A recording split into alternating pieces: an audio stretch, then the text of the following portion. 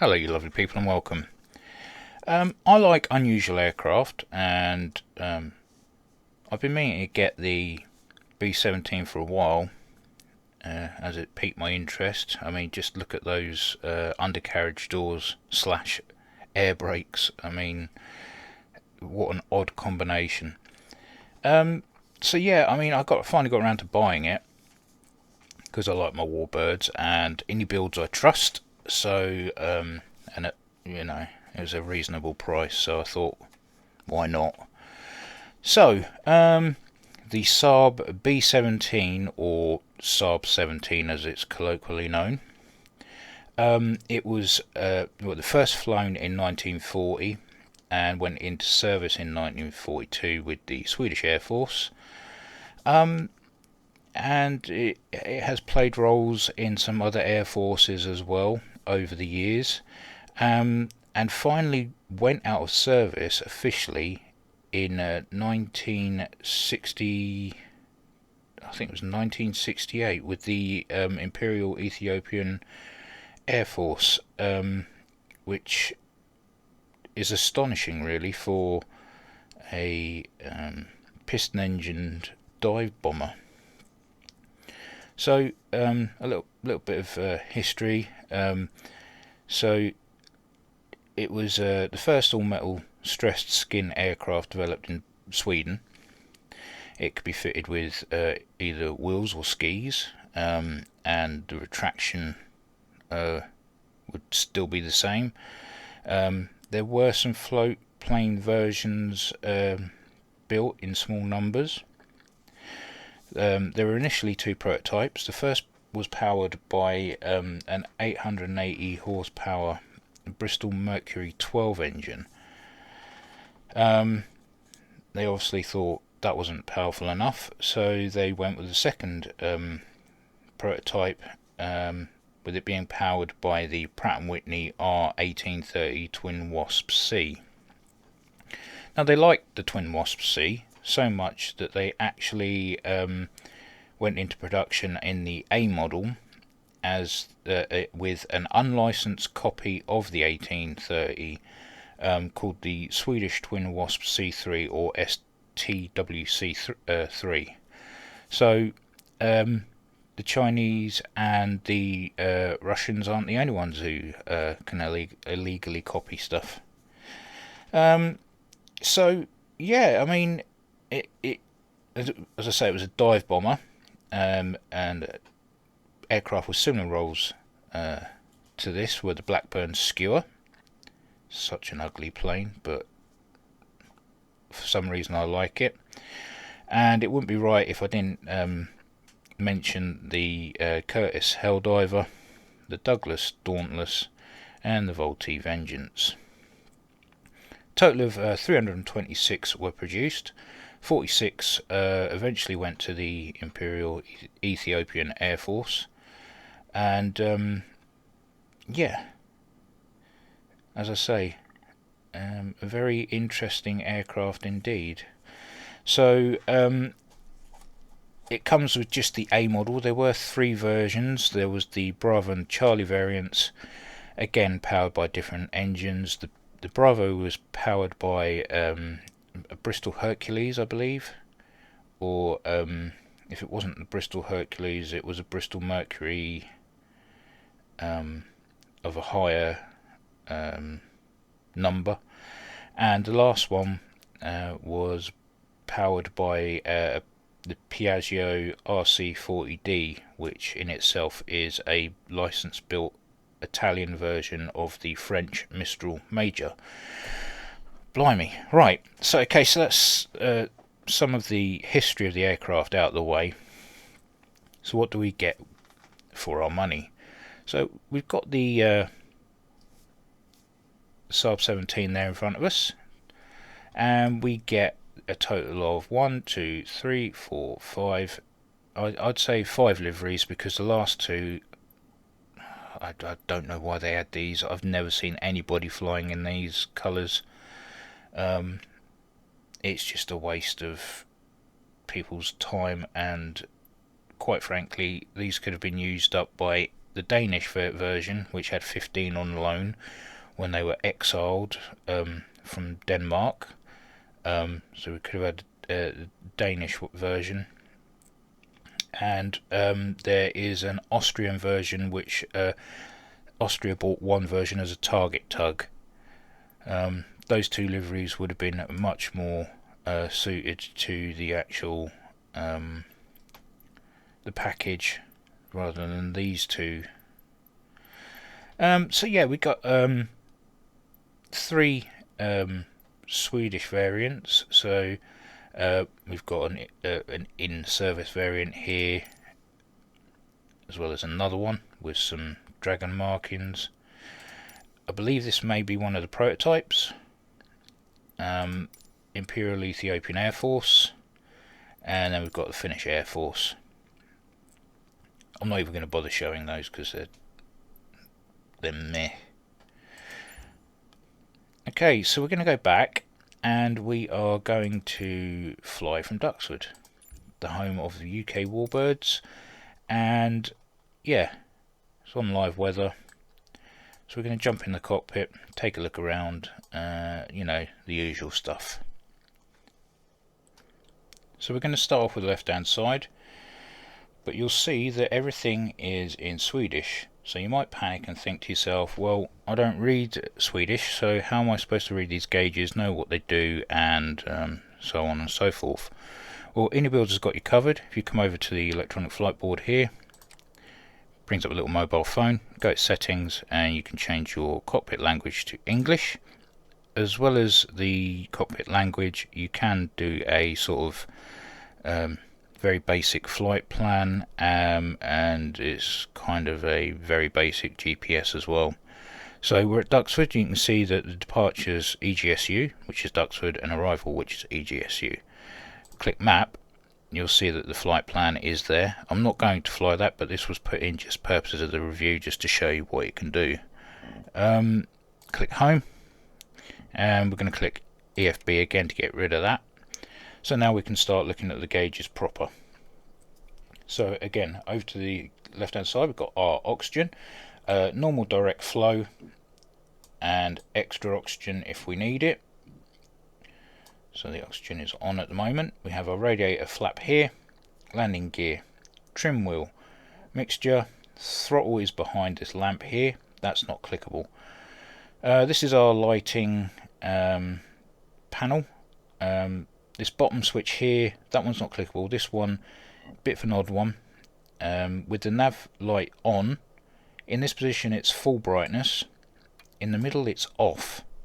I would have thought just flicking the nav lights to off might have been a better way of doing that, but I didn't build the aircraft. And then to the right we have half brightness, so I'm going to put that back to full. We've got pitot heat, panel light, nav light, beacon, wing lights, and UV light, which I'll show you a bit of night lighting after the initial day stuff. Reserve fuel pump, rear stats for compass and instruments, and then we've got a charge gauge there. Outside air temperature, flaps and gear, flight timer or clock, altimeter. This is our pressure, vacuum pressure, indicated airspeed, accelerometer or G meter, and we've got a fuel gauge there. Whiskey compass, turn slip indicator, just a compass, and you can turn that to wherever you want to go. And then we've got our vacuum pressure switch here. You can go to gyro or vac pressure, VVI, artificial horizon, cylinder temperatures, oil temperatures.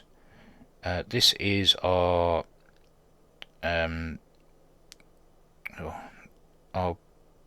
RPM gauge, and this is our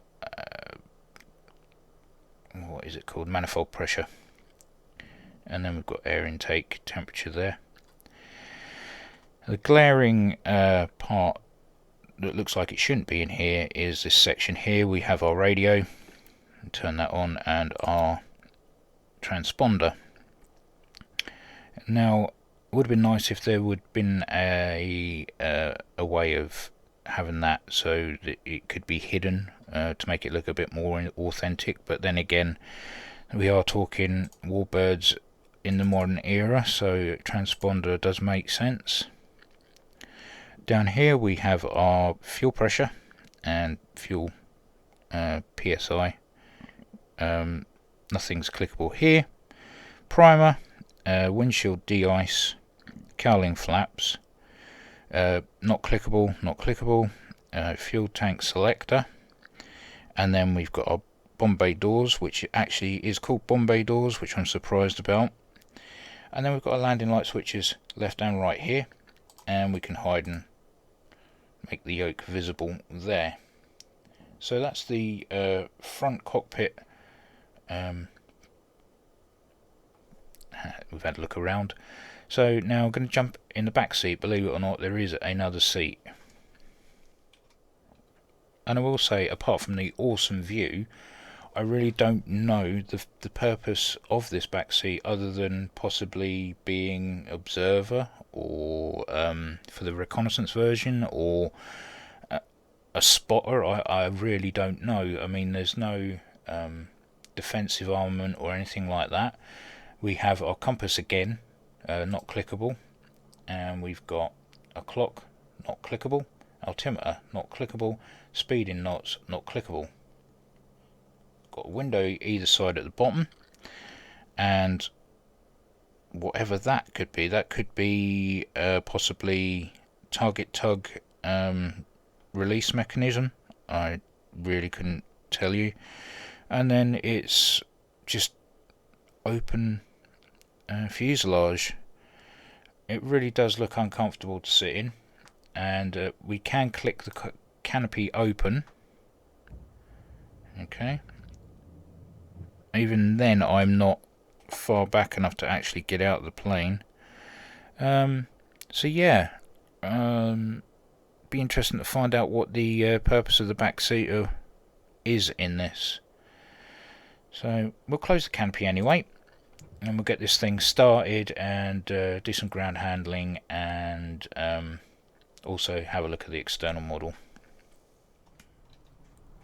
So before I fire her up, I thought I'd do a little walk around on the outside.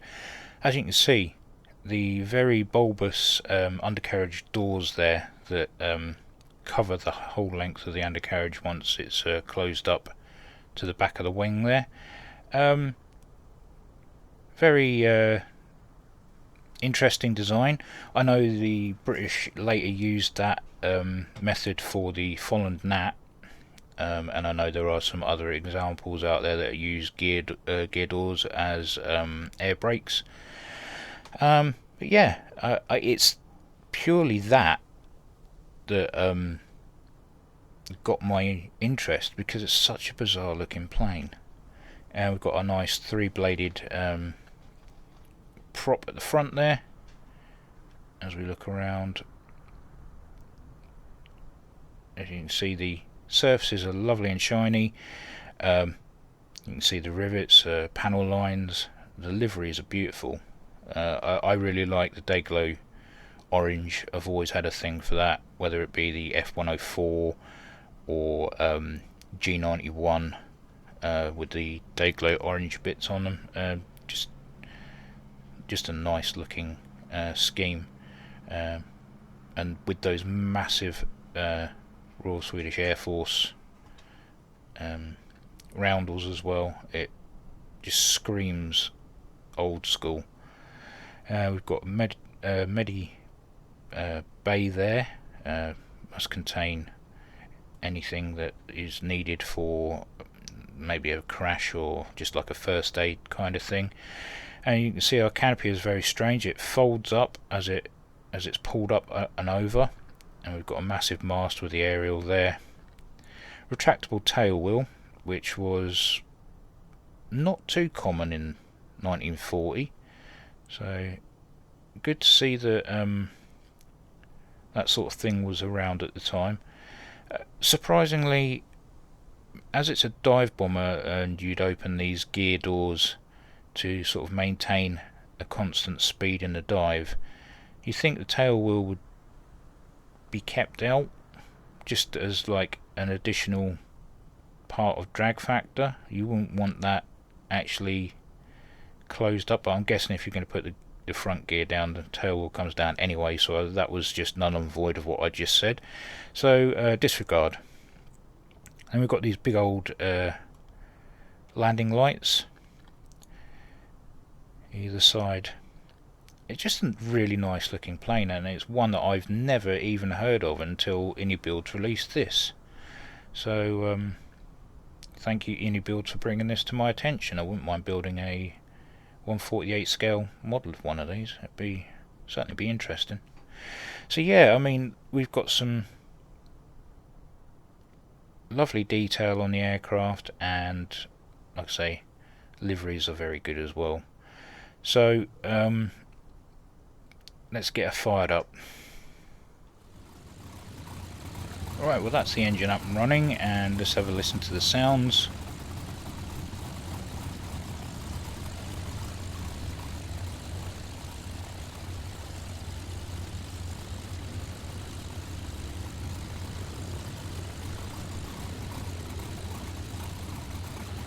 Bring the prop pitch all the way back.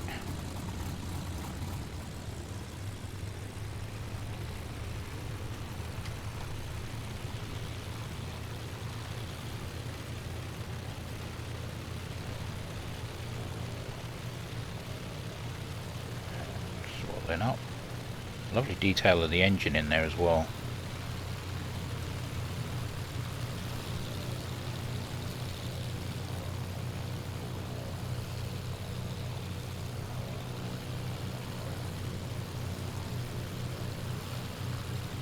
That sounds really good.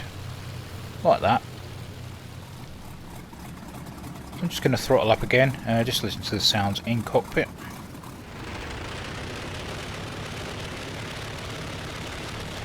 Oh, listen to that baby roar. Okay, I'm just going to close the canopy here.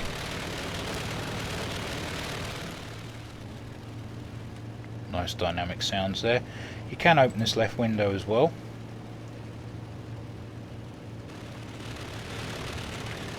Right one has got the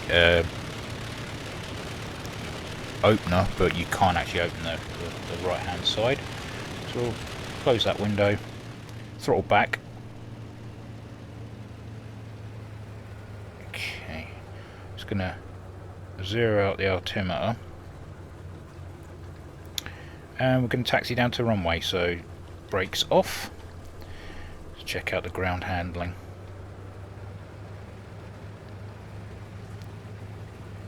It's very light. Well, I say very light, it's not too light, it's not too heavy, but anyone without any tail dragger experience, this shouldn't be too bad for you to taxi. Obviously the visibility will be an issue, but you can taxi from the outside view if that helps. But yeah, not like Flying Iron with their own dynamic tail dragger physics. Inibuilds have just gone with the tail wheel, just basically linked directly to the rudder. Simplistic and easy to use. Let's get the brakes on because we want to stop here. Not too hard. Don't want to do a nose, prop strike. We're going to turn on our landing lights, get the flaps down to 25, and we're going to taxi out, level up, and then set it up for takeoff, which I'm dreading. I only bought this aircraft yesterday, the 15th of November 2023. Today obviously being the 16th. I've not flown it, I bought it before I went to bed. So I have no idea how this thing is going to handle. My obvious guess is going to be it's going to swing to the right and try and get me on the grass. Right, so we're going to get prop pitch. I'm not going to put it all the way up, just over halfway, and we're going to do a nice gentle throttle up, and using the rudder I'm just going to try and tackle it as it happens. Try and get this thing in the air before I have an accident.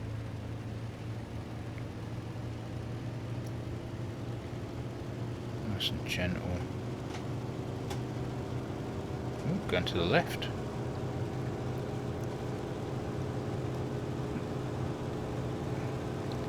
Okay.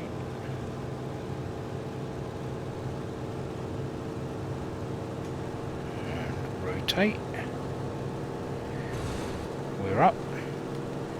Gear up. Flaps up. Trim out. And we're going to bring the throttle back. Keep the manifold pressure out of the yellow. I did confuse the two. That is RPM, that's manifold. So we're good with the prop pitch at the moment. I mean, we can really push it if we want to into the yellow. Not advisable though. Not for extended periods anyway. So we're good at the moment for pressures and pitch. Gonna select the reserve tank off. Got the main tank on. Right, okay, so handling. Well, it's not heavy and it's not light. It feels quite nice to touch in the roll. Yaw is very responsive too, as is pitch, which is a good thing, obviously. I'm just going to close the cow flaps.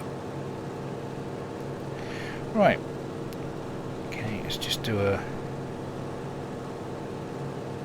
quick test, see if we can get this thing aerobatic. So I'm just going to try and bust the manifold and get the prop to come off the front of the aircraft to try and get some altitude and a bit of speed. See Milne Lake and off in the distance there, in Cambridge to the left.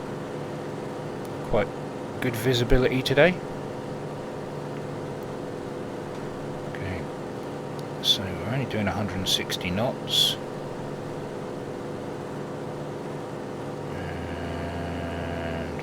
Pull up at 200. Okay, and up. Let's see if I can get this thing over the top.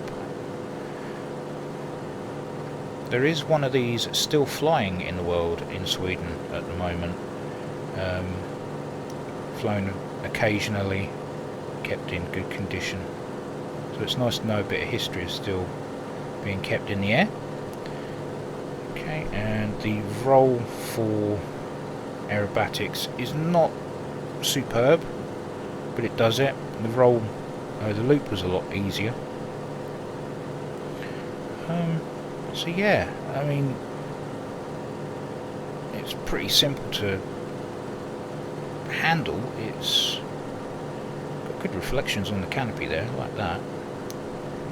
Let's see if we can slow this thing down enough to get on the ground. Throttle back, get the prop pitch down to halfway. These are all probably wrong. I've not read the manual properly yet. I'm just winging it at the moment, if you'll pardon the pun. Okay, so we're in the blue. Drop the landing gear. Get ready for the drag factor.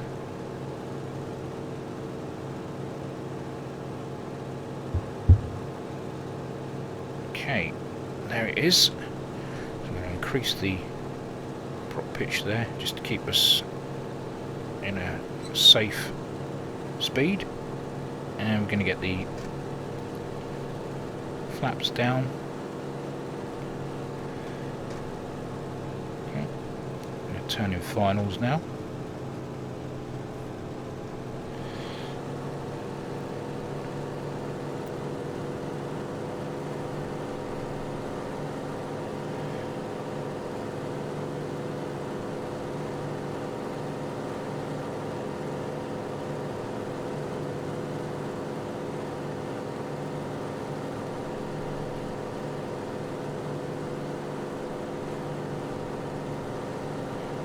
manifold pressure back in the green again.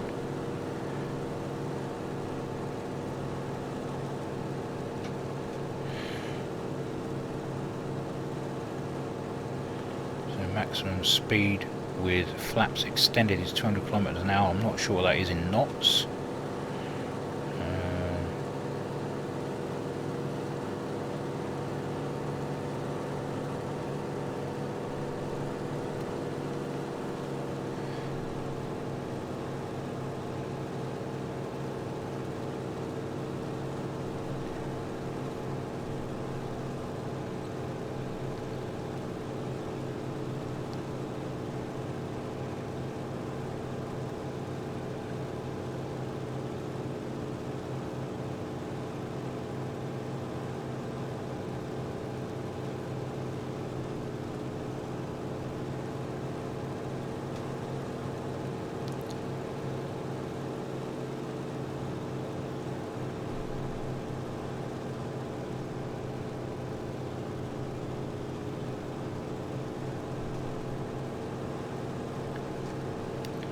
Final stage of flap down, finals.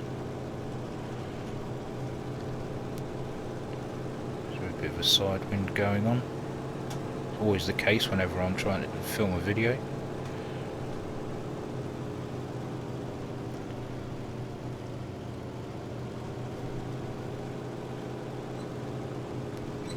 Okay, cut the prop and throttle.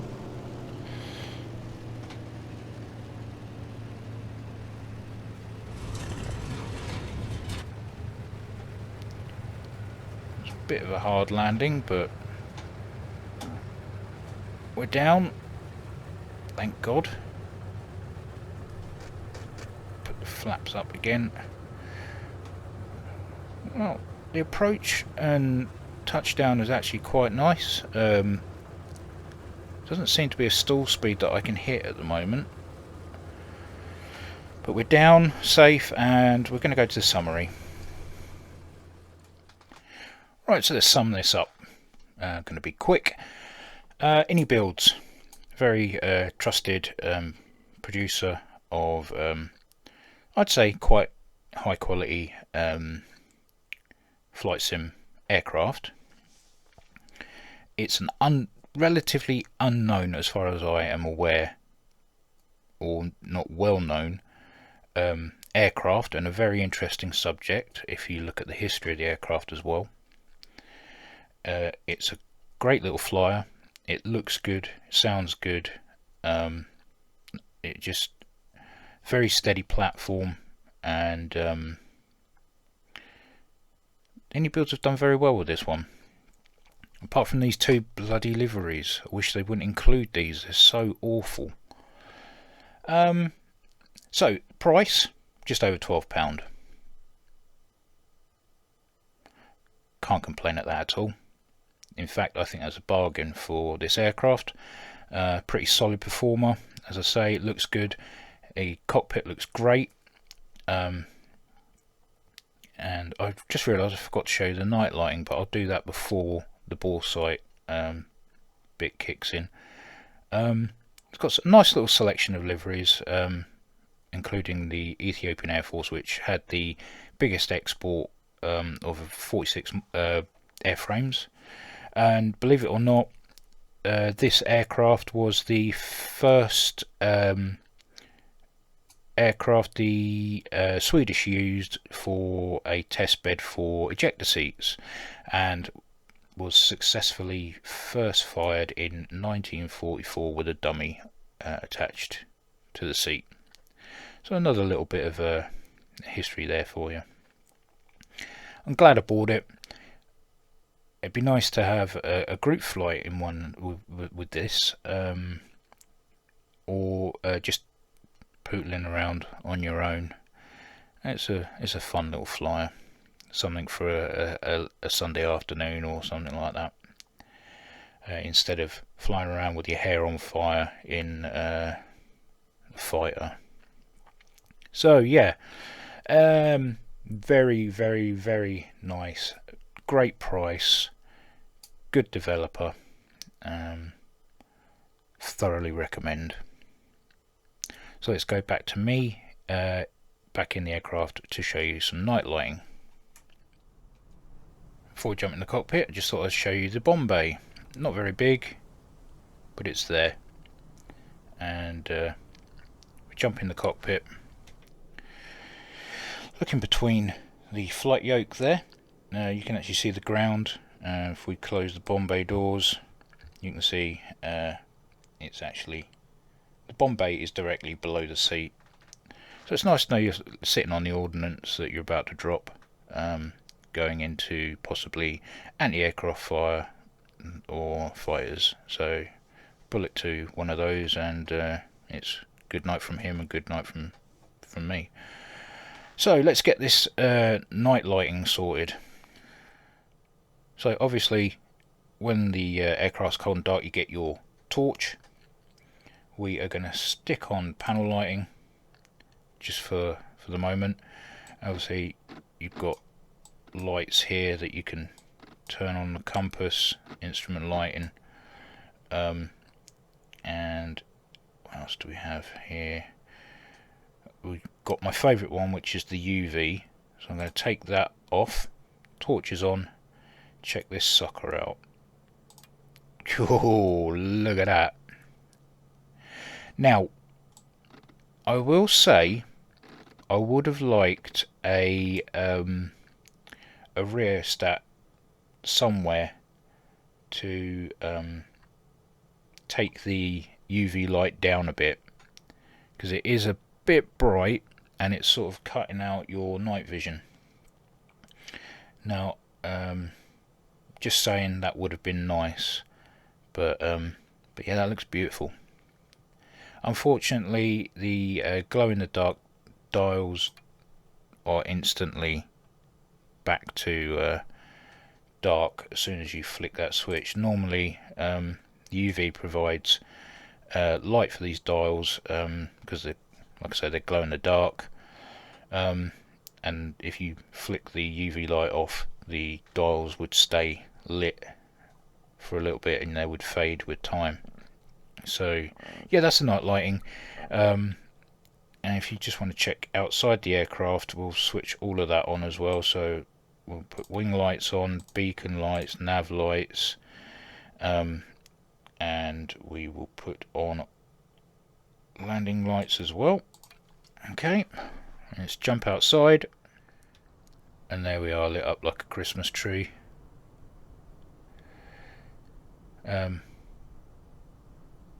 The skeleton in the back seat is glowing in the dark with green eyes. I'd never realised that was a thing. I'm pretty sure there is a way to extend the landing lights so that they face forward instead of out like they do, because they talk about in the manual extending and retracting the lights, so I think you see they're sort of facing outwards. So if anybody knows how to do that, then let me know. I've tried looking around the cockpit and everything. So I'm going to end it here, but as always, thank you for watching. If you got this far, thank you for that as well. Take care, and I'll see you in the next one.